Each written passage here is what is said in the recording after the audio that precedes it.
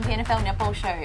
Well, we're in limbo a little bit this week with Div 2 finishing up last week with some massive grand finals and also gearing up for a massive day tomorrow in Div 1 with all of the grand finals to come. So we're going to definitely recap how Div 2 went, although we can clearly see there's some success on the table already, which someone's a little bit excited about. Just getting you guys ready for tomorrow. And we'll also, of course, preview...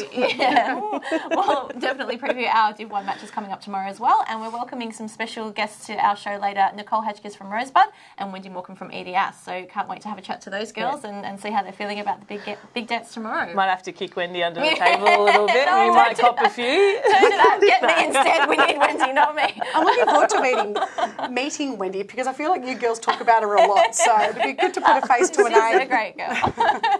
And we've also, of course, got our regular Netflix and skill segment and the rumour file. So let's kick it off now with our Swordfish match of the round. The Swordfish match of the round this week was our A-grade grand final match in Div 2. Yeah, who can't go past that, can you? Absolutely great game. It was great to be in the GameFace box and call it for the first time. Some great commentary there, I thought. Thanks. It was a little bit hard work. I did pop my head in there for a little bit. I did. I was trying to get the earphones on. But it was Cribby versus Langwarrin and an awesome display of netball. Fortunately, the rain came down a little bit and made it a little bit of wet netball. The courts were a little bit slippery in some cases, but a shout out to your team who were straight up onto the squeegees and helping out, making sure that they were as dry as they could be. But it was a great fought-out game, really tough contest. Langy in the lead at all three major breaks, or three breaks. No, the major break is half-time, so it's my nerves kicking in for tomorrow. Sorry, guys. We'll get it out. We'll get it done. It's all right. But Cribby were able to come away with a 4-goal win, just able to break that in the last quarter and turn it over. And really, they just... It was more, the third quarter was probably where they put all their pressure on and turned the game. We had some Langy players get a little bit frustrated, which really cost them the opportunities when Cribby were coming back. And Cribby's crowd, every time there was a goal in those crucial moments, just the roar was awesome to hear. You could even hear it through I was watching the live on GameFace and you could hear it through. It was crazy. And last week Jade had mentioned the fact that she wasn't sure what her crowd would be like. They had the twos footy playing, so you know how many people would be at both venues. Whereas Crib Point, they get behind those A-grade girls, I think, better than any other club does. And it was definitely out in force on the weekend. So we had Dion Douglas having an amazing game and voted best on court by the umpires. So yes, you could see why she would grab the umpire's eyes. Yes, some awesome intercepts, tips, and then some just really good play across the court, really making a difference for Cribby. And Ebony McDermott, also of Crib Point, playing a really great game down in goals. Didn't really miss many shots and was just able to continually work the ring, get the ball where she wanted it. And over the whole final series, she has shot well, particularly when there's been some poor weather, windy games, those type of things. She's just been solid. So and the both of them combined, I think it's Carly, both combined beautifully and just, you know, they worked with each other and were able to get her in under the ring and finish it off. So she played a really great game, and in particular her last quarter where the game was up for grabs, the nerves, and it was just getting thrown into her, and she was finishing it off brilliantly and making that crowd roar. But Swordfish Player of the Round, without further ado, goes to Crib Point's Tessa Moncrief, who had a really great game. Our spy, who was down there on the courts, thought that she just, particularly in the last half, had an outstanding last half effort, really shutting down Emily Bennett. Emily had some really good patches of play, but Tessa was able to get the upper hand and take some really great intercepts, some really good hands over pressure. So the goal inaccuracy really cost Langwarrin on the weekend, and probably a couple of other things that they struggled to get out at the centre passes. So and then really changed their drives down the court in that second phase of play, they really struggled with as well. So that whole defence end from Cribby just really shut it down. And I will give a shout out to the Langy defenders, their wing defence, goalkeeper, the whole combination. They got their hands to balls. They were able to take intercepts and send it down too. So they played a great game. But Tessa taking out Swordfish Player of the Round. Well, and also Match of the Round. She took Match of the Round. She probably doesn't care what you call her at the moment. She's got a premiership medal around her neck and she's happy to go. So now this is just an extra bonus. Oh, and now she can enjoy some pizza and wine. Pizza and wine for a nice end of season little catch up. That sounds great. Congrats. So congrats Tessa, and make sure you contact Swordfish Wine Bar and Tappers on Facebook to claim your prize. Fantastic. Now let's have a look at the results from last weekend, which is a big one, I'm sure, for someone on the panel. What came out of grand final day, Chrissy? Let's start at the bottom. Let's start with under 17, shall we? Okay, so I was actually for the young ones. Yeah, so I was actually there for the under 17s because I got to the courts about 7:30. Nice. To get everything ready for the day. So it was a long day, but I was able to and light, I'm sure. And a long night also. So it was good to be able to see some under 17s, particularly in the grand final, because I don't have an under 17s team at Somerville. So the grand final was Seaford versus Chelsea, which was our 1 versus 2 on the ladder. And from the get-go, it was Seaford who was across this game, winning quite convincingly in the end. It was a 41-26 win to Seaford.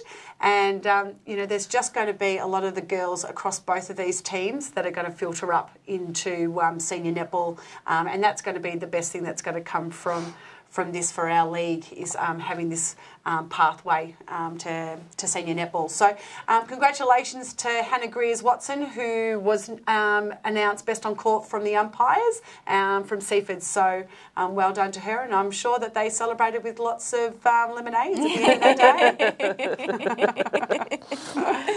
And D grade now, Christy.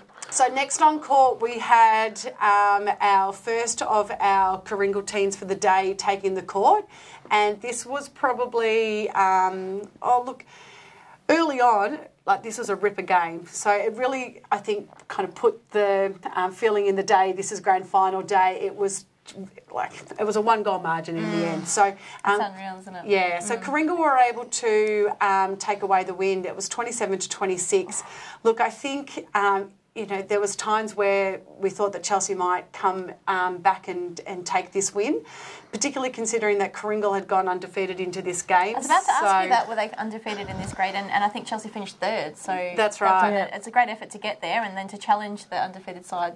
Really great effort. And I know that Chelsea, particularly in the lower grades, had a lot of injuries as well across their club. So for them to have got this close at the grand final, if they can get those girls all recovered, they will be really excited, I think, coming into the 2020 season. But for Coringal, and in the end, it really just comes down to, who's in front of their last siren. That's right, yep. when the whistle blows. And best on court in this game, controversially, was a Chelsea player. So, well, a 1-goal win, is it really that controversial? To me, I don't want that best on court medal around my neck. It's a tough one. And look, that's just my personal opinion, but I just find it's really hard, and I just think that... Do they have runner-up medals in your division? Yes. Yeah. Zach, I feel like runner-up medals, it's the same thing. I don't want a runner-up medal. We're not second-class citizens. You think that you only get them? No, I actually couldn't remember if we got them or not, to be honest. But I was like, if you're runner-up and you get a medal, do you appreciate that medal as well, or do you kind of just go? I don't like that we have the runner-up medal. I don't like a runner-up medal either. Yeah, I really think that the umpires need to, irrespective of the score line, it should go to a person who's played on the winning side. Are they the best on court just because they're played on the winning side? Yeah. The medal is best on court. Often you don't, if it's a close football final, you can see the Norm Smith go to someone else. Yeah, and listen to the boos in the AFL grandstands. Look, and like I said, I'll call it controversial. Yep. It's just my opinion. You can clearly both thinking differently to I am. But I just think it's not. And look, and again, these Coringal girls, they would have had the medals around their necks. They wouldn't have cared, I don't think. It is nice to see. Maybe later they might have, but at the time you're just like, well, one of these counts more. I think, as you said, it depends on the game. I think a 1-goal, particularly if it's a 1-goal win in overtime or something like that, it really can come from anywhere, and it is the best on. But something with a different margin. I suppose your point then, there, Christy, is that if the team that got over the line by 1 point had to have somebody for that team standing up to get them over the line, so... Potentially. Yeah. And look, you know, again... No disrespect to Brianna, because you've got to pull out one individual, and it's hard work, and it's really hard. And from our games, as you know, it takes a full team. Yeah. So yes, clearly Kringle had the better team on the day, and Brianna, the Perhaps umpires have seen her and they've identified her as the best on court. I just find that it's a hard pill to swallow to walk away and be as devastated as you would be to have lost the flag and then go, oh yeah, but you know, you played a great game. I don't want to be told I played a great game when I've lost. You know, doesn't matter. Well, just quickly on that, would you rather lose? I was going to bring this up later. Would you rather lose by 1 point or get heavily beaten? Oh. What would That's you like rather? someone said to me on the weekend. Would you rather get kicked out in the prelim, 100%, or lose the granny? 100%. I don't want to be at the grand final if I'm going to lose. Yeah, isn't that interesting? See, I think I'd rather have the chance to win, because if you lose on the day, it's like, well, it's just too bad. Retrospectively, knowing that you've lost. Yes, we all want to get there to have a chance, but if you know you've lost, I don't want to have got there. Yeah. 1 point or tough. bigger margin? I don't know. Look, a loss is a loss. I think the margin's irrelevant. Good answer. Yeah. There's no percentage in finals. There's no percentage in finals.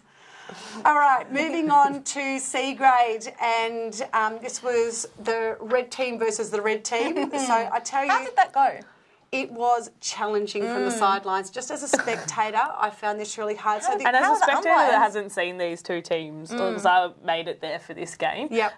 So the only differentiating factor was Red Hill had a black bib on. Yep. And Kringle stuck with their standard bib. And it just, for me, it just didn't feel like it was enough. But I don't think, and when, you know, thinking about it, I don't think there was a colour that you could have put on.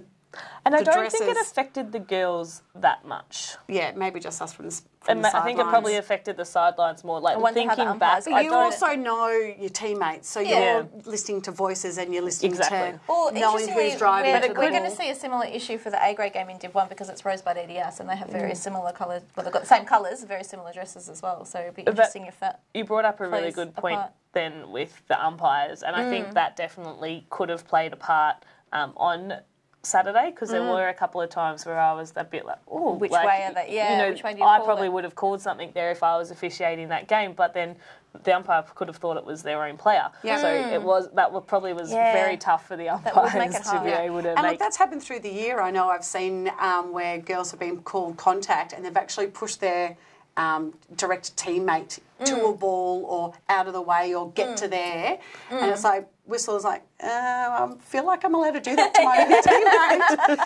teammate. You know, but the umpire being really confused with what the situation was when dresses are quite similar. So yes, from the sidelines as we were about to do our warm up, I was watching the first half of this game, and So do we need an away strip? Do we need an AFL away strip? Oh gosh. I asked Sam Downey that on the weekend. I was like, so how much of our sponsors stupidity? Can you get us some sort of like over thing that's like an away? It's worth considering an official away. Some of all are actually looking at getting some new frocks for next year, and it will be something that we're going to consider because there are so that you've got the option. There are just a lot of clubs that have got blue. So when we take on Langwarrin, when we take on whatever that looks like, Mornington coming down potentially into our league next year, there's going to be another club that's predominantly blue. So it is challenging. And Kringle and Red Hill are not going to have to worry about this anymore. No, because Red Hill coming up to because Red Hill won the seniors flag, and so we will no longer be competing against them. Anyway, back to the game. I just think the scoreboard didn't reflect the game. The toughness of the game. Yeah, Red Hill were right in it, and then Kringle in that last quarter really ran away with it, but they just struggled to convert when they needed to, and probably overcooked a few passes into their tall players. And it was a little bit slippery out on Saturday, so sometimes that ball needs to be right on so that the goal is not under that much pressure. But that Red Hill played a great game, and it was really only that last quarter that Kringle were able to step away with the game.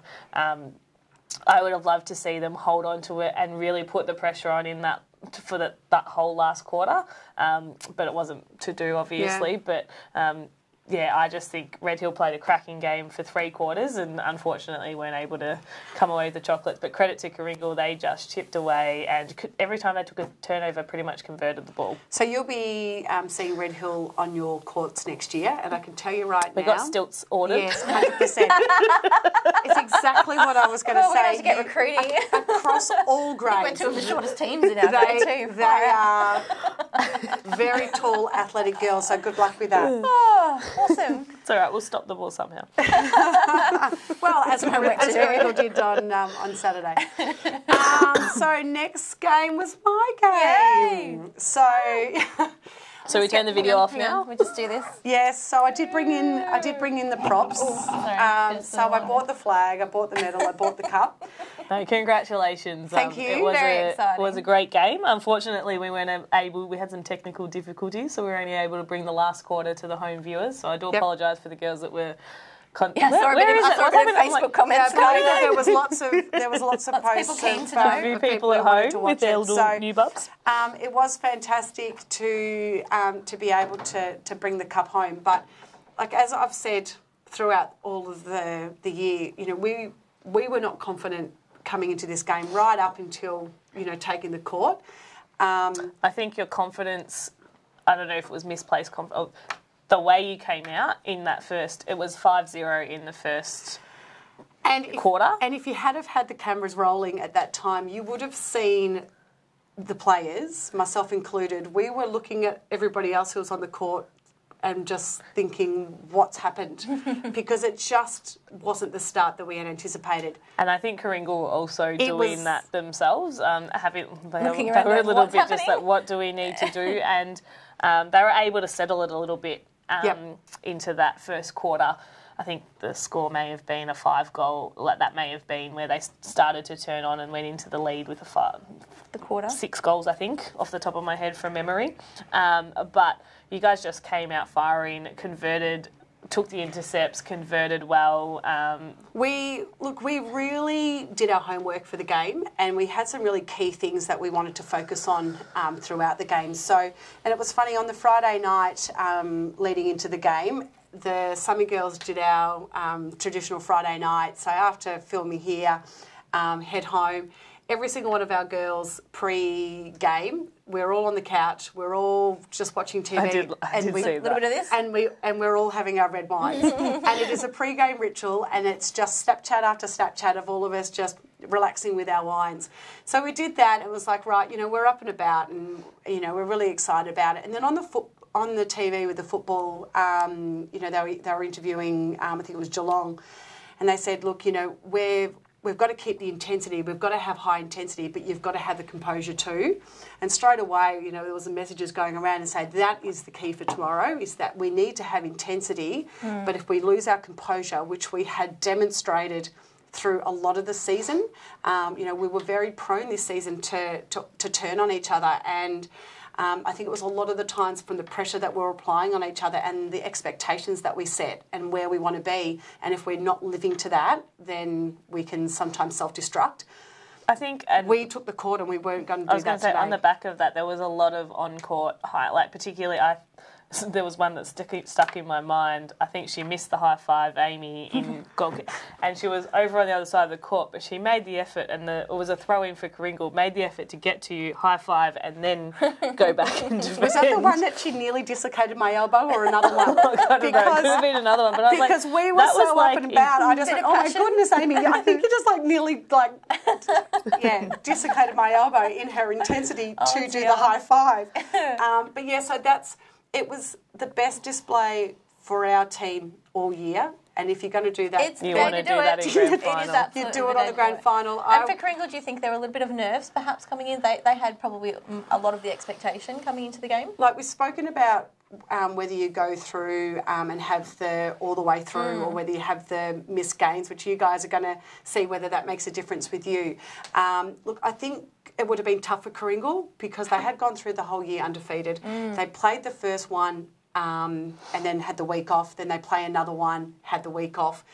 Whether that was a determining factor. Have they done much chasing through the season? Like, have they been down? So there's another, like, to come out in your first quarter and a new experience in a grand final of how you actually have to change and adapt. So most of the girls on the court wouldn't really have had that this season, and it is a lot to do in a quarter. Yeah, but I think the girls would have. They have been previously, but previous years as and a other team. years, but definitely would have been different. And look, And that's- you don't- I'm sure that they were just as shocked as us in the first Yeah. 5 You or so don't minutes. find They were out- like, what was going on here? It's a team, particularly when you're in that position, there's someone on the team that steps up, and they probably haven't had that throughout the season to know who is that person that calls it. And I'll tell you who stepped up for them, particularly in the last quarter, where, look, we probably had enough of a lead that they weren't going to narrow the margin to come over us.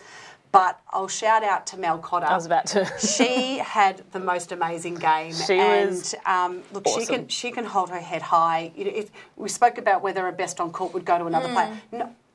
No way, I don't think that it could have come off Jade, who was our best on court. But if you were going to give Karingal some sort of award for whoever, like hands down, she just played an amazing game. Her intercepts, she drove the ball down well. She just never gave up. And it was a pleasure to watch from my end, you know, just because you respect your defenders from at each end of the court. She just did a really, really great job. I probably would have liked to see Karingal make some different changes than what they did make. They made a lot of changes. Yeah, they made some changes in the defence end. And I think what really was letting them down, and they didn't change it I would have changed, as a coach, I would have made this change at the first quarter, was change up the attack end and change the goalers, because it really wasn't working in that first quarter, and the defenders were giving them the opportunity to convert. They were taking intercepts. You know, you guys were pretty much on song from the first, but they were getting the ball into them, and as defenders, they just couldn't get the ball into the ring, and they did make a centre court change, but I probably would have liked to see them make a change in goal. They were playing quite wide, but not working themselves in, particularly the goal attack. Yeah, we expected the lineup that they started with, so that had been what we had considered, but we also knew what the changes could have been coming into that goal circle end. So again, we had done the preparation to what the combinations would be and the different things and how Amy and I was going to have to adapt depending on who they placed on the court. They didn't really adapt to you guys double teaming the goal shooter, which you did quite a lot in that first quarter, and I may have been the second quarter, whichever it was closest to us. I know we definitely did when they bought on the towards the end of the game. Yeah, but even before that, you were doing because that was just being lazy and pulling back to the goal circle. That's what I was going to say. The goal defenses, right? The goal attack was probably playing more of a wide, and you were just hanging in the circle where she could have exploited that a bit more. And actually, and I know there was at one stage. So Beck does play very wide on the court, and she plays a lot of small balls down the court, particularly with Kate. Like that. That's just. Those little give and goes. Yeah, and it's a strength of their game. But yeah, so I knew that Beck was going to take a lot of ball in the pocket, and it's about then knowing, well, where's that next ball going to be. So, you know, if you're not in the circle, then you're not going to be able to shoot. Yeah. You also need your wing defence and centre to be on for that, though, to work, because they need to be watching their players too. Which I could not have been happier with their performance. Like wing defence, Bryony has been one of the best wing defences I've ever played with. Loved, and she just absolutely, you know, I felt that we had a really good understanding of each other on the weekend. And Jade, who was playing in centre, she just had an absolute blinder. She's an athlete. Clearly getting best on. Best on court, but it was by a long mile. Yeah. Amazing. Anyway, that's enough about us. Congratulations, basically. Well done. What a good game.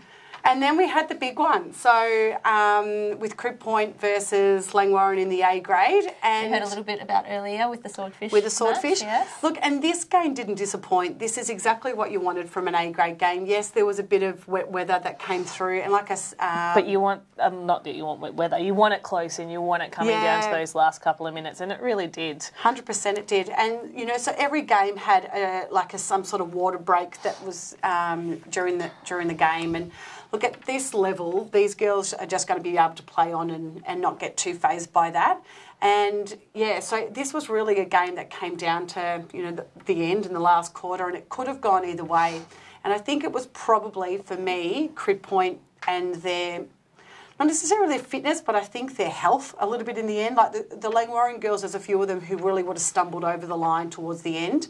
And I think, you know, in these games where every last, you know, burst of effort is needed to get every ball and to be able to turn around and deliver that effectively, I think that is what, you know, really held Crib Point up. Yeah, and I probably would, like, I know it was close, but even in that last quarter, probably would have liked to see, they did bring Amy on into the centre court, but probably seen a change in their attack end, because Sarah, unfortunately, wasn't getting out at that centre pass, so just maybe changing that wing attack to a different, and she was getting covered quite convincingly. Yep. So it would have been nice to see a little change there, just to give them something, but again, they were in the lead, so it's a hard call to make. And it's make probably a change or not. It was probably more and bringing somebody else onto the court, that's forcing that defender then to have to think of something differently. Sometimes Because even though they were in the lead, as you can see, Dion was picked best on court for the A grade match. So you know she was obviously doing a ripper job. And maybe even a switch of just the people that were on the court, just to see something different. But we weren't. You know, they were up. They were in the lead and still in the lead in that last quarter. So it is a tough. It's very hindsight is a wonderful thing. 100%. Especially when you're on the sideline. So Langwarrin have come one closer. They finished third last year, and it was a Crib Point Coringal final. So Coringal won that. Shifted up. Yeah. So everyone has kind of progressed up a little bit. So Crib Point lost it last year and have been able to step up. And so Lang, you're going to win it next year. Might have the is that what you're saying? So, but just to throw a spanner in the works there, I have received some mail that Brooke Keeley, who is one of their key goalers in the Langwarrin A grade side, has actually announced her retirement at the conclusion of that game. So she's one of our biggest fans too. So congratulations on an awesome career. Brooke. So with and we'll miss you. So with her kids all getting to that age where they're now wanting to start their sport and start their little sporting careers. Saturdays are a big day, aren't they? Yeah, so she's gonna step away from it. But look, you know, I think if some clubs are, you know, get onto her early enough, maybe she'll change her mind, or I don't know. Like and what I said to her was it's disappointing because you want kind of the best people to be out on the court all the time, and I think Brooke definitely brings that, and she'll be a just huge need hole. a year away to realise how much you miss it too. So maybe we'll see her the year after. It's funny. My sister's actually coming back for her last year before her kids start sport. Yes. On that, so she's like, I'm getting one in. It is hard. And look, we've lost some great players at Summy for the same reason. There's just not enough days in the week. Yeah, it's very true. Mum life. Saturdays are popular. Yeah. That's it. Well, congrats to all teams in Div 2 for a fantastic season, and especially in the top 5 for getting into finals, top 2 for making grand finals, and obviously our premiers from the weekend. Up next, we've got Netflix and Skill and the Rumour File, and of course a preview at the Div 1 grand finals. We'll be right back after this short break.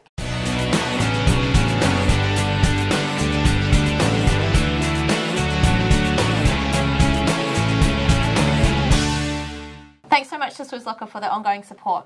So make sure you check them out if you've got any things you need for next season, especially this time of year. We'll definitely be looking into 2020, so make sure you get onto Swisslocker for all your apparel needs. And now it's time for Netflix and Skill. What have we got tonight, Lou? Unfortunately, we don't have anything on footage, but no silly Saturdays, come on, guys. Nothing as yet. So we know that Coringal and Summy are having their silly Saturday tomorrow. So hopefully we have some footage next week. But I will give a shout out to Lisa Oakes, who was doing her best to dry the courts on Saturday down at Somerville, and I am absolutely shattered. We hadn't hit record on the video yet. We just got it set up, and she was getting into it, and the squeegee dropped, and she went flying. Oh, no. But it would have been some perfect for Netflix and Skills. I really loved that. So unfortunately, we've got nothing. But the real Netflix and Skills are the friends we make along the way. So make sure you send them in next week, so we've got something to talk to. Oh, what a true YCW comment. Oh, cute. So definitely send those through for us next week, guys. We've got one more show, so don't miss out on getting your face on the telly. So let's jump now straight into the Rumour File. So now it's time for the Rumour File. What have we got this week, Christy? All right, let's have faith. Dun, dun, dun. Okay.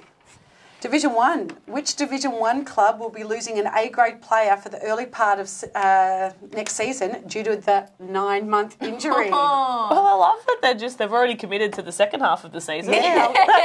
I tell you what, that's critical. You've got to appreciate that. And you know what? Coming into the second half of the season, you know, you can go, well, so where can I slot into this? Where can I play? Yeah. My body's not right. Yeah. Well, what I will say is congratulations to whoever that player is. It's a good injury to have, really. Yes. It's a long one, but it's a good one. So we look forward to finding out who that is. And look out for Wonder any if it's like a announcements. big player that's in contention this weekend. Or somebody who's not meant to be pregnant, or Could be anything.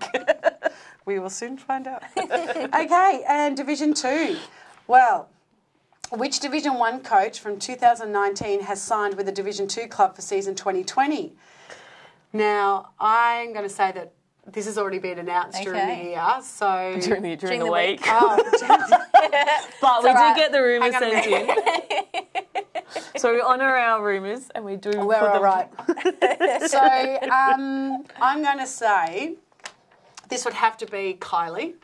I would think so too. She announced that she was leaving, I remember that. She did announce she was leaving. So the announcement early this week is that Kylie Johnson has joined Pearsdale. So you weren't that season wrong when you said 2020. earlier in the year, because she did announce a few weeks ago that she was leaving Drumana. Yeah, so congratulations to Kylie, who has signed on at Pearsdale, so coming back into Division 2. So I'll look forward to taking on your girls. And What do we think here? Do we think Kylie's going to take I know where you're going here. Yeah, do we think she's going to take some players with her? 100%. Bolster up that Pearsdale, so I'll get them a few And that's wins on the board. that's a great get if she does take her players across, some of her players across. That's a great get for Pearsdale with the season they've had this season. I had a chat to her, and all she could say to me was, "Isn't it going to be wonderful to see Carly back playing in the MPNFL?" Oh. That was all she would say. So you read into that as you please. Well, look, we were talking about it a few weeks back. So Carly signed at YC, so it would be really great to see.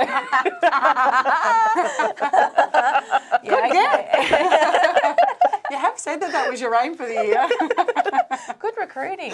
Well, we're talking about the fact that sometimes it just takes that coach who might have a couple of good players to really change up a team, and it seems like Pearsdale's that's something that they might need. Well, I've seen it happen at Sorrento and you know, Pearsdale. Every year something different is going to happen. So we've got Kylie returning to Division 2. We've got Mornington potentially now coming down into Division 2. Red Hill going up to Div 1. Changes things up a little. Yeah, every year there's something different that's going on. Excellent. Well, some juicy stuff. That's great to hear, guys. And one more episode. So if you've got anything, really good from the end of season, there should be some real juice come out of the end of season. Any events from being some nights out? Or? Yeah, we have a little bit of a social ban at our club because it's the safest option. Sometimes at the end of a season when there's some if something.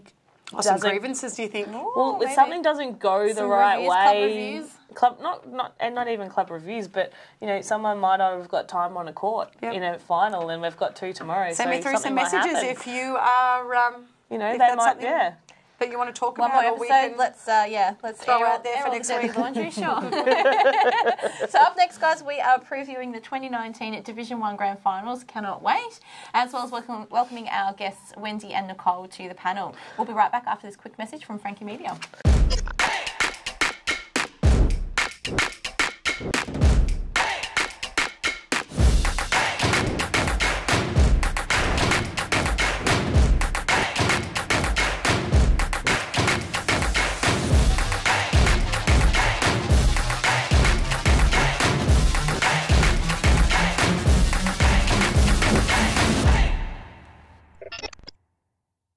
Thanks so much to Frankie Media for their ongoing support. If you need help with websites, marketing, signage or promotional videos, make sure you check out frankiemedia.com.au.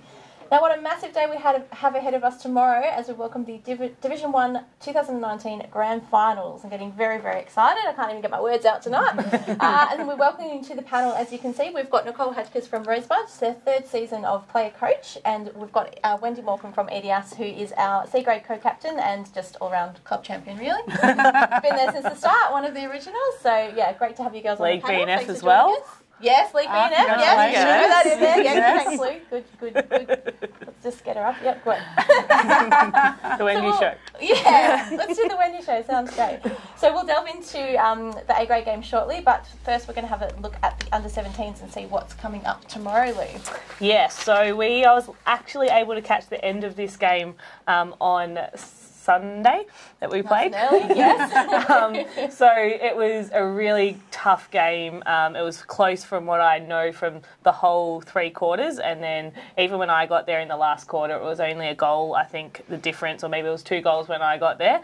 Sorrento were just able to capitalise on a couple of their turnovers a little bit more than Rosebud and came away with the 5-goal win. Again, the Sorrento sideline jumping up and down every time there was a goal that got them a little... Had a few down there on Sunday, didn't they? Got them a little ahead.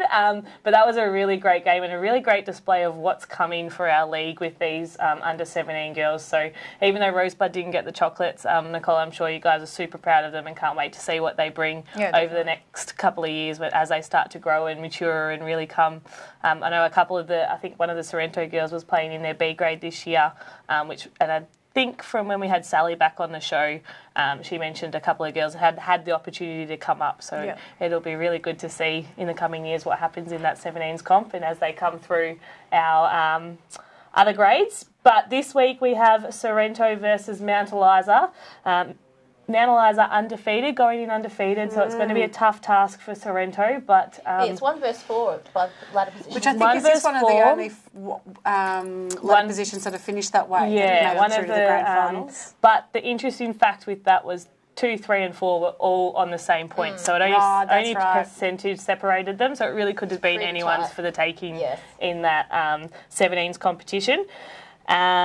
So yeah, Mount Eliza have got the... What do you think Sorrento needs to do then to beat Mount Eliza this time Sorrento around? need the belief. Okay. So they've come up against Mount Eliza 3 times, and Mount Eliza have got the job done pretty easily those 3 times. So if they have... It's grand final time. Anything can happen. We saw in Div 2 on the weekend that doesn't matter if you're undefeated. Anything can really happen when it comes to the grand final. So if the Sorrento girls have the belief that they can do it, they're every chance of taking away the Premiership Cup. And one thing, Mount Eliza hasn't had to chase this season. So if they can get a good start and get Mount Eliza rattled by being in front and Mount Eliza having to chase, that is a huge draw card for any team playing finals. So if they can do that, get a great start and get ahead, it will really be anyone's game. So good luck to both teams and good luck, girls. See what happens. How close you can get it. Fantastic. Well, even that said, I think I'll still put my money on Mount Eliza for just based on the score lines. I think even if Sorrento get a good start, then Mount Eliza should still be able to run through with that one. I think it's going to be a great experience for all the girls, but yeah, I agree. I think Mount Eliza will get the job done. And Nicole and Wendy, what about yourselves? I think, Nicole, you've probably seen a bit of the 17 competition, throwing you in here, but over the season with Rosebud having 17s. I think, as you say, first year of 17s, it's been a great experience for all the girls, and having the opportunity to play footy netball as well and stepping up into seniors when they get the chance is just going to benefit them and benefit clubs going forward. But yeah, probably I think Mount Eliza are just too strong this year, so I'm going to have to tip for them. Yeah, I'll go Mount Eliza. I'm going to go the underdog and bring it home Sorrento. Okay. And on to D grade, what can we see happening for D grade? Moving into D grade, it was a great game on Saturday for anyone that was there and able to watch it. So Mount Eliza got the early lead, and YC had a lot of work to do coming in to bring that back. So I think they got their biggest lead of the game was about 9 goals, and YC were able to bring that back into that really last pushed quarter. That final quarter, didn't they? Yeah, the third quarter they brought it. It was only a 3-goal difference at 3-quarter time, and then it was the last 30 seconds that it came down to. Mandy King took, I think, intercept of the day, match-saving intercept, took that intercept as the ball was coming into the YC attack end to draw the game. So that was in the last 30 seconds. Turned back down. They scored. Game over. So it was a really great game, and Mount Eliza actually turned their game around from a couple of weeks ago when they played YC. They had the belief. It would be great to see their goal. One of their goalers was great. She came off the court with an injury, so hopefully she's back. I've heard she that there was were a few men Yeah, there was a couple of girls that went down during the game, a couple of ankles, and the goaler hurt her hand. So I think it was Geordie that hurt her hand. But the two girls walked out of there, so that's a good sign. Yeah. So hopefully, A bit of rehab this week. Grand final. Lots of tape. You pretty much get up And unless it's cut is off. this the team that also that Taya would have started the season in, but Yes. is now not finishing the... Taya's- Yes, with her 9-month injury. With her 9-month injury, is on the And sideline. we had one of those in our team, and she got a medal around her neck. So, Taya, make sure that you're down there. You're still part of the team, and just a baby on board. She was there on the weekend, and you could see it in her face. She was like, but I forgot where I was. Oh, so yeah, they have a couple of injuries, and hopefully those girls are able to get up. But they actually turned their game around. They played as a team. I know I mentioned a couple of weeks ago they just didn't look like a team out there when they played YC the first time. So if they're able to bring that again and really keep the confidence up, a little bit inaccurate under goals apart from Jordan, but if they can step up and actually nail those shots, they'll be... Again, needing belief to come up against an undefeated side in EDS. EDS, amazing effort as a club to have teams across all 4 senior grades. Pretty dominant performance with a couple of undefeated. Yeah, but the score lines haven't been that great in their games. No, So, like, they've only, there's come definitely grand final day. It's a different. There's only been a 10 and 9 goal difference. Yep. I think my eyes. Yeah, It's a little bit more. Close. Close enough. But it's, again, anyone's game. And if Mount Eliza play that team game and play with each other, continually pump each other up, I think the one thing that let them down on Sunday when YC was coming for them was just their... A little bit of composure, perhaps. Yeah, they didn't stay composed. They got a little bit rattled, and they got just throwing some balls that you probably, as a coach, you would have been like, just take a breath. They're coming, we know, but just settle down. Possession is the key here. So if they can bring the game they brought on the weekend for the full 4 quarters, they'll be a good contender coming into EDS. So I'm sure we already know two votes on this panel. No questions about that. Christy, what are your thoughts? Look, I know a lot of the Mount Eliza girls in this side. I've played netball with them over the years, and I know that this might be some of their last hurrahs, when win or lose, I think, depending on... I don't think that's going to change maybe the outcome for them moving forward. So just on that basis, I'm going to go for the Mount Eliza girls. And what about you, Nicole? Yeah, look, I like to share the love around a little, but yeah, I might go for Mount Eliza too. Okay. And what about you, Luma? Look, I think I have to go for Mount Eliza just on the same. I do really think EDS will be hard to beat, but I've played a lot of netball with some of the girls on the court and quite good friends, so it would be great to see them go out with a win, and some of them last year weren't able to get the job done, so seeing if they can get it done this season. But we'll see what happens. Yes. Going for Mount Eliza, but I think EDS will be the winners. That's all good. That's okay. Plenty more years of netball left in you, my girl. Yeah. Thanks. I don't know about my body agrees with that, but sure, thanks. All right, moving on to C grade now, Lou. Here's the big one. Here's the big one. And you guys can probably jump in here with a little bit more because you were on the court on Sunday. And I will say I didn't watch the whole game. Our boys were playing at the same time, so I missed a good chunk of your game with their first quarter. But Bomb Beach really brought it, and from what I could see, they did get you guys a little bit rattled in that, I think it was the second quarter, were able to get on top for a little bit. It was a really close game for the whole game. I think, pretty much until the last half of the last quarter. It was, I would say, I did have a feeling, it's obviously wrong, but I thought we were going to be playing Bomb Beach, so they actually really did bring it on Sunday, and I don't know why I had that. I just said to the girls, I'm like, I've got a feeling we're playing Bomb Beach, and so hopefully I don't have a feeling that we're winning. I mean, it just was something, I'm like, I don't know. But they did their best, and when I came back, they had a player in goal defence that I hadn't seen. She's played the finals, but she didn't play when against us. That I thought was their turnkey player, and came back over after our at quarter time in the footy, and she was moved into centre. So I'm not sure. I think. Yeah, look, I think that they made a couple of interesting changes that things seem to be really working for them, and then they changed things, and we did think, I mean, not at the time, but after, when we were thinking about the game afterwards, we thought, I'm not sure that was the best way to go about it, because it was working so well. They were playing so well together. Yeah. And their pressure was great. Their ball movement was great. It was hard to defend up their end, wasn't it? And it's interesting. I think coaches sometimes over finals make decisions that they may not normally have during the season, and so I've seen that through our final series, that there's a lot of changes that are happening mid-quarters. Do you think it's player management? Are there injuries maybe we don't know about? Or? No, I really think it just comes down to matchups and just being that you have got that. You've got to make a decision. You've got that hour, and if you're not going to, you just don't have the luxury, I think, to go, we'll get them next time we play them. Or, you've got to make a change that next week will be fine. You just don't have that luxury anymore. So the changes, you can make them and they can work, and all of a sudden you can see the turnaround.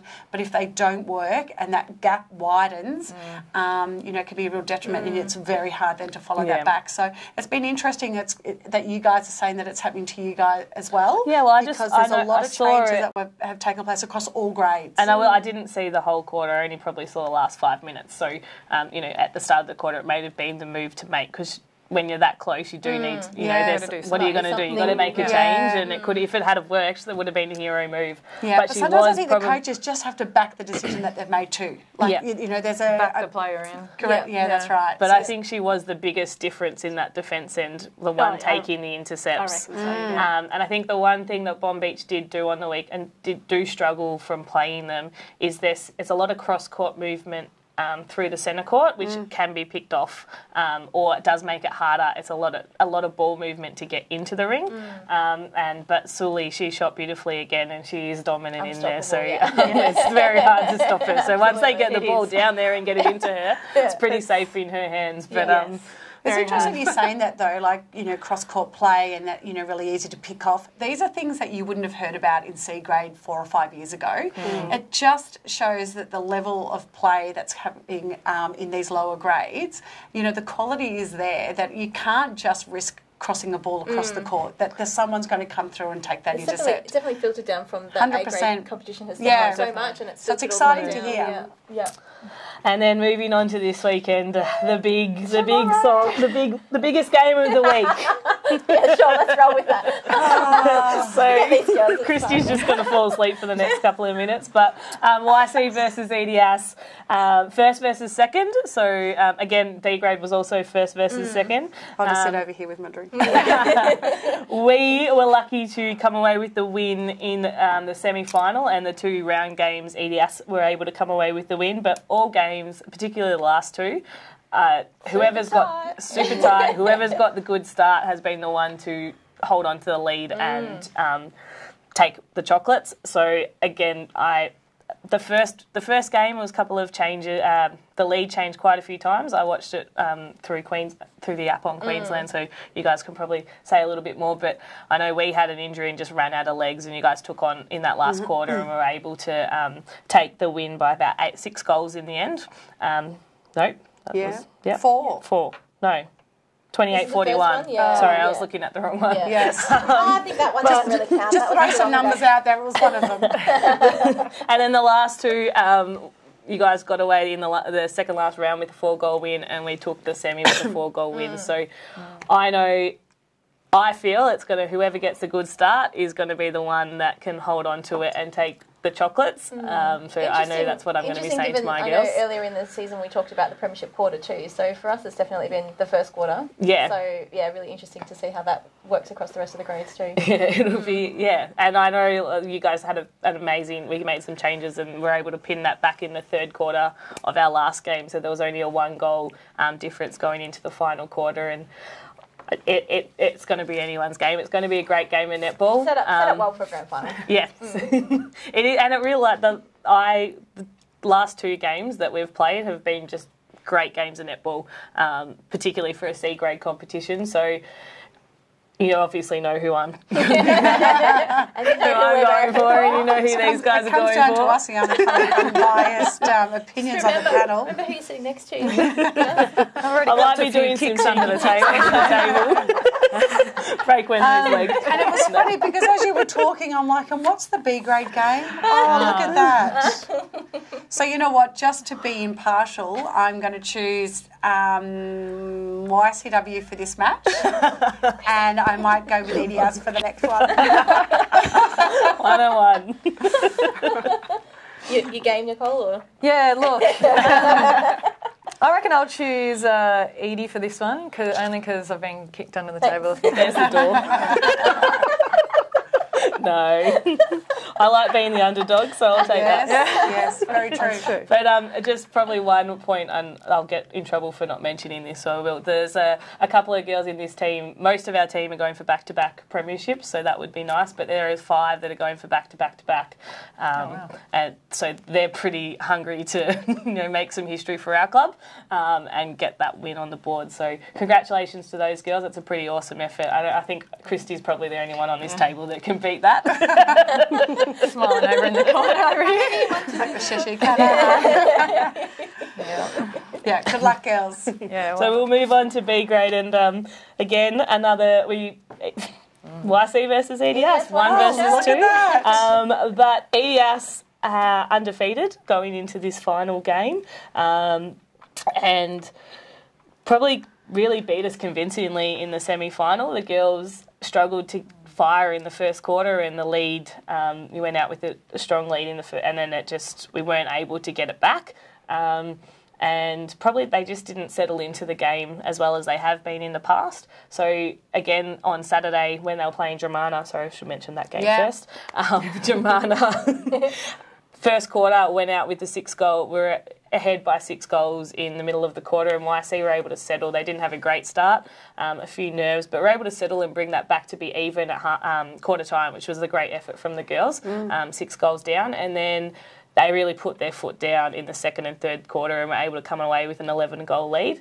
Millie Brodie made an amazing change in a couple of changes in the last quarter, and they nearly did it. So do you think if those changes had been made earlier, that might have changed the scoreline? I really think YC... It was just at the right time. It was at the right time. YC started to adjust to those changes in the last half of the quarter. Yep. But I think the change they made, the defender went into goal shooter, and she was the main player in defence. She was the one taking the intercepts. So they needed to clone her. They can't just have her swinging from one end to the other. So I think... Hope that she has a twin sister somewhere. She was dominant in goal shooter when she went down there. Yep. But I think YC, they started to click on where they needed to put the pressure on and how they needed to defend her. So I still think they probably would have got the job done, and I think it was made at the right time. But they probably just were a little bit too far apart. There probably could have been some other changes made during the game that may have helped them bridge that gap a little bit. But that change, as a coach, I probably would have kept it up my sleeve too, because she could have made that change and then YC adapted to it, and it wouldn't have been worth it. They could have just gone out again. So you never know. I think it was probably the right time for the change. Well, Dramana making it to the prelim final, new to Div 1 over the last... Is it this year? This year. Whereas that's a great result for them, because I don't think they've made it to the prelim in Division 2. So, obviously with the A-grade team that they had at Dramana this year, probably a stronger B-grade side, that's a great result. And I'm sure they're disappointed that they haven't got through, but that's something to build on for the future years. Yeah, and it was an awesome comeback. So they did an absolute awesome job in that last Millie quarter. Brodie should be back on court. Next year, depending on where she's playing next year. So that'll be a bolster as well. Yeah. So we'll move back into the big game on Sunday with the grand final. And Saturday, tomorrow. Saturday. Yes. Sorry. I keep saying right, Sunday. I don't know what day of the week it is either. It's all Sunday. But we have Edie versus YC, as I said, Edie undefeated and a great team. YC are going to have to really bring their A game and start strong from the start, which I know they're all super keen and ready to do. But obviously that's my vote.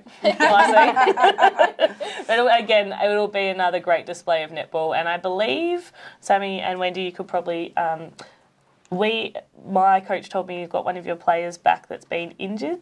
Well, you might be keeping that under your sleeve. I think she's doing her best. Well, if you guys already know about it, they haven't kept it under wraps. Did come from Jano, so anything's possible. What a surprise!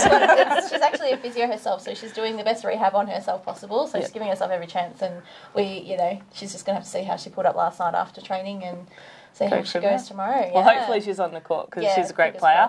So it'll be good to have the best on the court in the final game of the season. But we'll see what happens. Yes. I witnessed some girls play last weekend that I thought that had no chance of taking the court. They took the court. They were heavily strapped, but they still played some fantastic netball. So you do that in a granny, don't you? That's right. So with one game to go, it's amazing what you can do to your body to get yourselves up. Yeah, you just remind Clary from Dramana. She was in a moon boot the week before, I think, or 2 weeks before, and then she came on the court, and I turned to Gail, I was like, I thought she was in a moon boot. Yeah, she was. I was like, there you go. Worry about walking next week. Exactly. Next week. That's right. Yeah. So we'll skip these guys because we kind of know what they're going for in this game. Yes. Yeah, so I think I'm going to go the EDS. I went the YCW over the C grade. I'm going to go EDS for the B grade, and I think if you both can come away with those 2 flags each, maybe happy days next week. Yeah, that's right. Then we might not have to swap seats, Sam, and just kind of separate each other out. I'm going to go YC. I witnessed them obviously playing Rosebud recently, and they were just a strong outfit. I know Paige down there too, so wish her luck, and go YC. Well, so it sounds like it could be anyone's game. Yeah, I really think all 4 games. I think the only one that's probably a bit harder for the underdog to win is the under 17s. But it's anyone's game, and that's what you want coming in the grand final. Absolutely. Up for the taking. All right. The big one, Lou. The big one. The big actual one. Not just our big one, the actual big one. So our A grade game in the prelim, we had Sorrento versus EDS, and I got the hell out of Rosebud on a Sunday because he stood in the pouring rain watching the football, and then waiting for the football. I came over and then I was like, I'm not standing in this. Yeah. So I saw probably 2 minutes of the game and it was level. But it was like that for most of the game. I was going to say, every time I checked the app, it was 2 goals in it the whole time. So I'm going to leave it to you guys to comment on what happened on Sunday because I'm sure you were there watching. With bated breath. I was there trying to do the scoreboard. I don't know, you might have been there as well watching on Sunday to see who you were playing. But no, I'll take that as it. I'll leave it to these guys to do their up. Pouring with rain. Look, and I think you were hosting, so you had every right to be down there. It did bring down the skills. I know, like when the 3 times that these teams have met has been really high skill, really crazy netball, like absolutely fantastic netball. It did bring down the skills a bit because it was pouring, and there was one stage where it was almost hail. It was shocking. It was shocking weather. So there were a lot of replay balls because no one could catch the ball. A few steps there because you can't stop when you're running full pelt in the wet. So that did bring it down a little bit. But look, it was still a really tight game, tight all the way to the end. I think Sorrento got up by maybe 3 at half time, and then I think we brought it back to even at 3/4 time. So it was up and down, lots of flows as we know between these 2 teams, how it shifts and how it happens. And I think the girls got it done by 4 in the end, so they had a really great last quarter. Wendy, Freddie, have you got any comments from the game? I know you watched it pretty intently. I watched it. Under umbrellas with blankets. Under the huddled in the shelter. It's always a good matchup. EDS Sorrento. The weather was a big contributor. You could see they were, sometimes when the ball came in, it just stopped because of the wet, which shooting would have been difficult, I reckon, too. Heavy ball. Which is funny because having played at Rosebud back when you guys were in the same competition as us, I actually thought Rosebud's courts are probably one of the the best wet weather courts that you can play on, because their surface is actually really great for wet weather. So yes, the ball can get heavy, and you know if there is surface water, the ball's going to drop and it's going to sit there, similar to what it does on a footy ground and all of those type of things. But underfoot, you know, I just think it's probably, if it's going to rain, then Rosebud's a great place to be at. There weren't too many falls, I don't think. No, there wasn't. If it was, it was in contention for the ball. Which normally, in the goal end. So I just think from being there and the weather, it just would have been hard just to play netball in that weather. Like it wasn't bucketing. The standard that you normally see from these two teams. Yeah, absolutely. And the scoreline shows that. So, but credit to EDS coming away with the win, and again we have we have a first versus second grand final, which is amazing achievement from both teams, Rosebud versus EDS. And EDS have been defeated, Yes, so Rosebud won the first one. and then EDS won the second one. I think. Yeah, so one each. Pretty even. One each. Haven't seen each other in the finals, because Rosebud were able to we matched up with Sorrento in the first final and then got the win and straight through. Yep. So it's just the two games, and I don't know, give us... Well, can I just ask a question? So in round 13, it was Rosebud 29 defeated by EDS 39. In an A-grade game, they're very low scores. Was that potentially a weather... Yeah, I remember that. Or are we both very heavily defence heavy? Like, what's going to be the contributing factors out on the courts? Well, that round in particular was it's wet a weather. Yeah. So, like you can see the low scoring of the game on the weekend.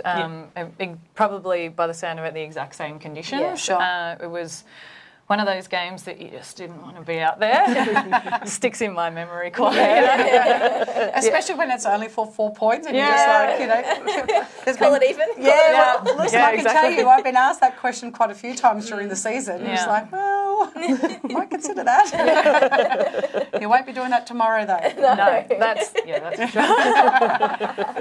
So that was probably the contributing factor for that game. Yep. But yeah, going forward, I guess tomorrow's a different day, and you don't know weather what the report is up and down each day, isn't it, at the moment? So I'm not sure what it's going to be in the end. That's what we really experienced. Every game last weekend had a shower that came through in various times of the games, and then it dried up, and then sunshine, and then sunshine that came through. So you know, I think the best thing about your court, the Rosebud courts, are that it's not a colour. So the glare isn't as as fierce as it is off some of the like FDNA courts or Summy courts. Yeah, I don't really notice how glare, but maybe I'm used to it.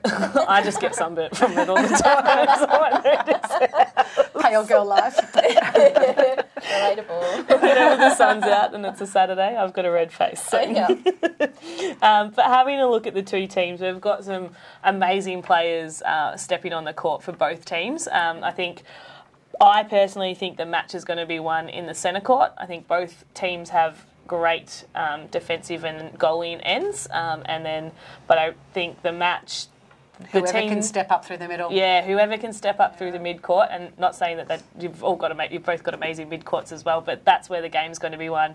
Who can transition that ball quickly into the attack end, and who can navigate? Come away with some turnovers. Yeah, pick off those passes, and I think that's the biggest thing watching these A-grade games over the last few. It's that when you get the quick ball down the court and in any game and can get it in the ring quickly, it just takes that little bit of pressure off when you're having to reset, continually just be patient and wait for it to open up. I think we've got a really great talent in Chris Vickery, very experienced, and then coming up against two younger girls in Dom Hill and Emma White. Whoever takes on that wing attack position is going to be a great battle. Yep. And we'll get your guys' thoughts on, obviously, on what the matchups might be there.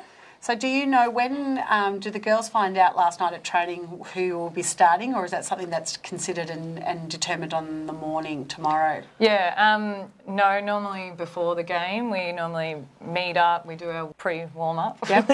Pre-warm-up. And that's normally when we tell the team where they're going to go, their starting position. So then I guess in effect they've got half an hour to start thinking about it, so they're not worrying about it or Overnight, over the overthinking last it. couple of days, yep.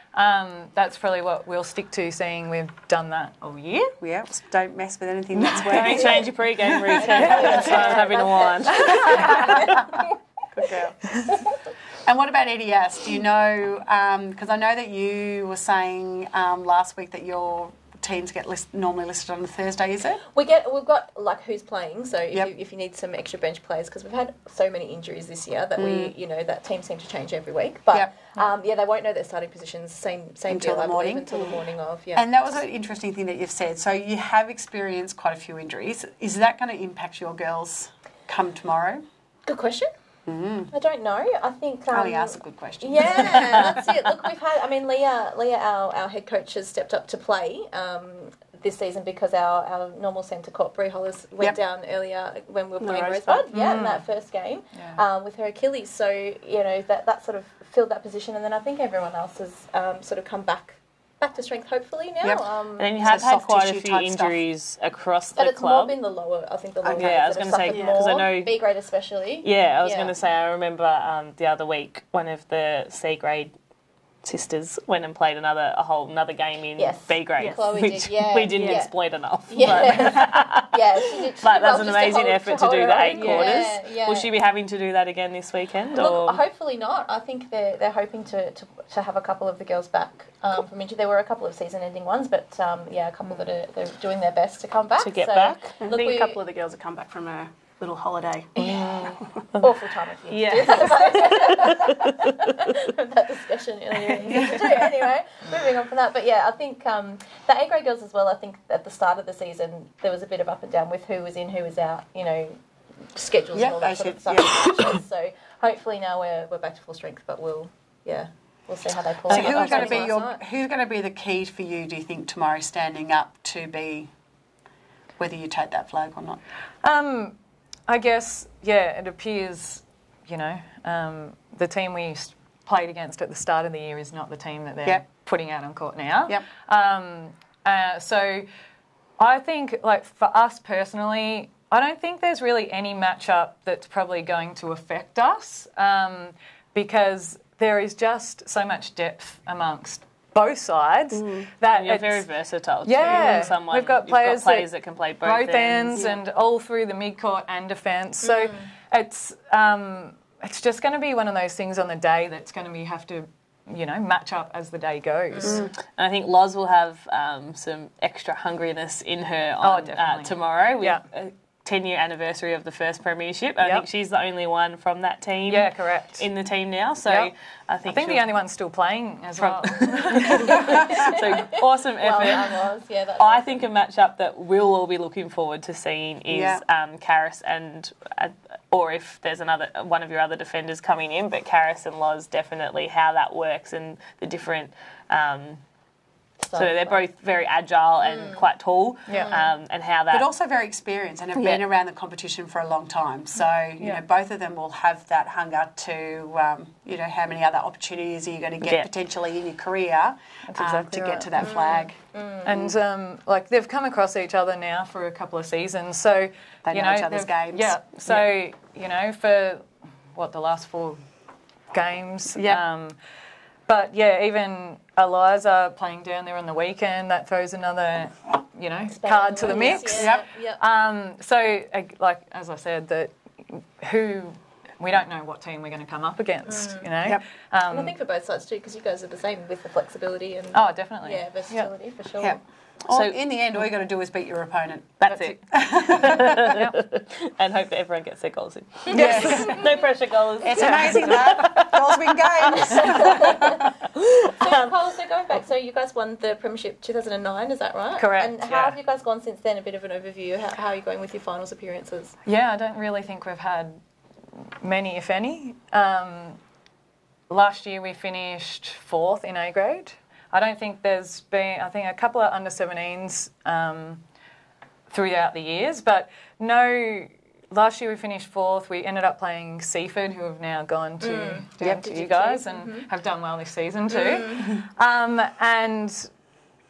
So I think we ended up losing to them by 3 in the end to get knocked out first round last year. So that kind of left us wanting more, but a taste to having it. And that's something that we really worked hard on this year because we weren't ready last year. It was the first time we got to go up there.